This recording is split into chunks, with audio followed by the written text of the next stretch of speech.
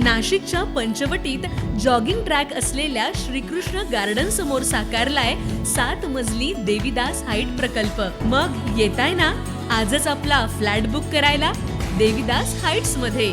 आमचा मोबाईल क्रमांक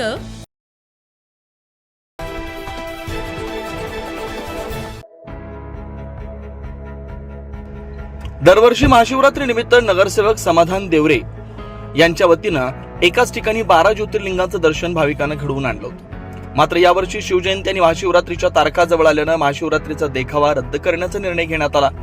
यंदा 15 फेब्रुवारी रोजी महाशिवरात्री असून 12 ज्योतिर्लिंगांचा देखावा सर्वसामान्य जनतेसाठी किमान 5 ते 6 दिवस खुला ठेवावा लागतो।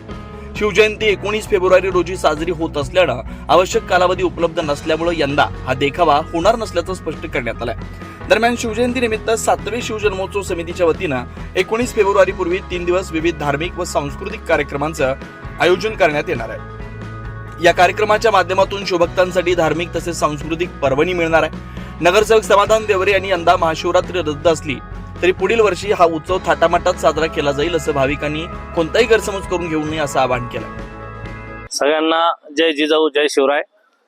मी सर्व माझ्या सातपूर विभागातील नागरिकांना एक विनंती करतो की सालाबादाप्रमाणे आपण ह्या जनता राजा ग्राउंडवर शिवजन्म उत्सव समिती म्हणजे आपले महाराजांचा कार्यक्रम ह्याच ग्राउंडवर होतो आणि त्याच पद्धतीने आपण दरवर्षी दर सालाबादाप्रमाणे महाशिवरात्री उत्सव सुद्धा ह्याच ग्राउंडवर आपण मोठ्या प्रमाणात 12 ज्योतिर्लिंगाचं दर्शन सोहळा आणि एक चांगलं धार्मिक स्थळ उभं करून या ग्राउंडवर कार्यक्रम घेत होतो।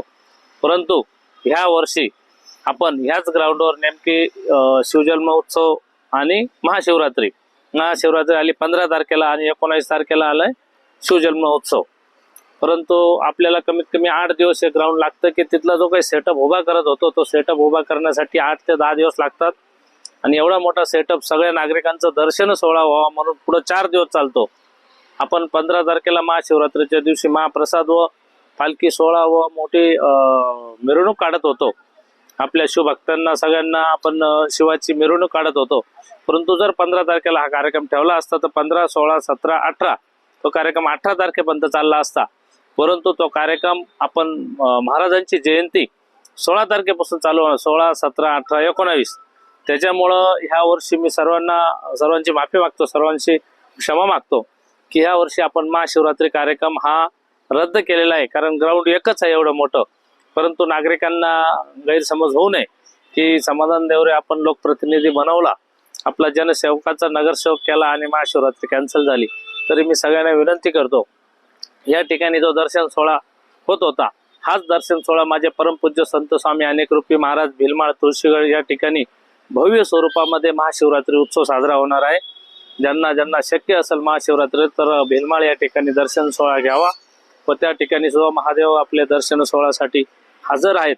इथं काय तिथं काय एकच ठिकाण, शेवटी महादेव हे महादेव आहेत, सगळ्यांना आशीर्वाद ते देत असतात। म्हणून मी सर्व नागरिकांना एवढी विनंती करतो की यावर्षी महाशिवरात्री ही आपण रद्द ठेवली आहे। पुढील वर्षी जर का आपल्याला वेळ मिळाला याच पद्धतीने एकत्र यायला नको तर आपण मोठ्या प्रमाणात महाशिवरात्री सुद्धा साजरी करणार आहे एवढं सांगतो। व सगळ्यांना मी महाशिवरात्रीच्या व शिवजन्म उत्सव समितीच्या खूप खूप शुभेच्छा देतो। धन्यवाद। जय हिंद, जय महाराष्ट्र, जय श्रीराम। 9 न्यूज महाराष्ट्रासाठी प्रतिनिधी ज्ञानेश्वर आंधळे, नाशिक।